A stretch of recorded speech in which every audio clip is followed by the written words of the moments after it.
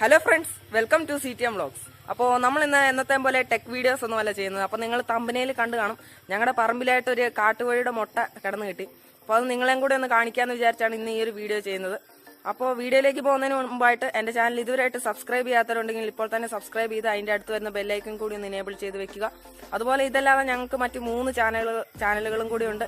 അപ്പോൾ ആ ഒരു 3 ചാനലുകളുടെ ലിങ്ക് ഡിസ്ക്രിപ്ഷൻ ബോക്സിലും ഉണ്ട്, അതുപോലെ ഈ വീഡിയോയുടെ അവസാനവും ഉണ്ട്. അപ്പോൾ 3 ചാനലുകളും നിങ്ങളൊന്ന് വിസിറ്റ് ചെയ്യുക. എന്നിട്ട് വീഡിയോസ് ഒക്കെ കണ്ടിട്ട് ഇഷ്ടമെങ്കിൽ ചാനലൊന്ന് സബ്സ്ക്രൈബ് ചെയ്ത് സപ്പോർട്ട് ചെയ്യുക.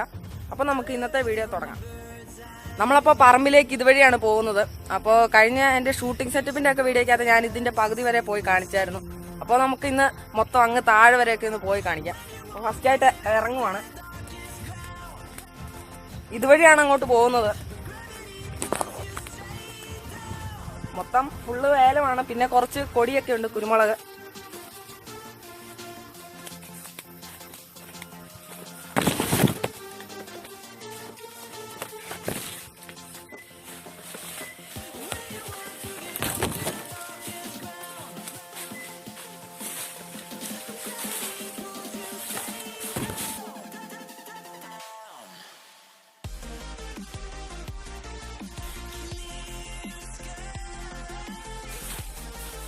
അങ്ങനെ അത് എത്താറായി സ്ഥലം.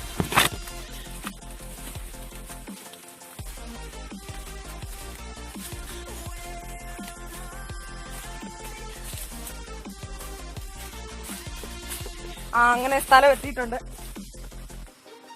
ഇവിടെയായിട്ടാണ് ഇരിക്കുന്നത്. അപ്പൊ മേളിലോട്ടൊന്ന് കയറി നോക്കാം. ഇവിടെയായിട്ടാണ്, ഈ താഴെയായിട്ടാണ് ഇരിക്കുന്നത്. ഞാൻ ഇപ്പൊ നിങ്ങളെ ഇത് കാണിച്ചു തരാം.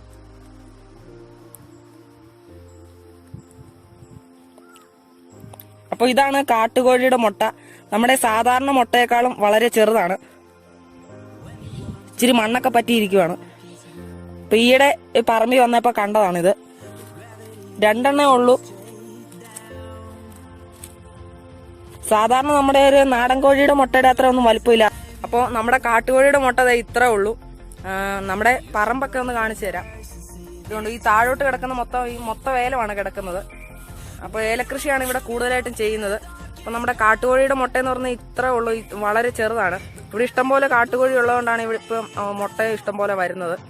ഇടയ്ക്കിടയ്ക്കെല്ലാം ഞങ്ങൾ പറമ്പിലൂടെ ഇറങ്ങുമ്പോൾ കാട്ടുകോഴിയെ കാണാറുള്ളതാണ്.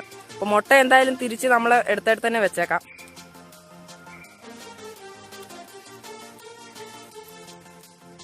എന്നിട്ട് ഇച്ചിരി ഒന്ന് വേണമെങ്കിൽ നല്ല കരിയിലൊക്കെ ഇട്ടൊന്ന് ഇങ്ങനെ ഒന്ന് മൂടി വെച്ചേക്കാം.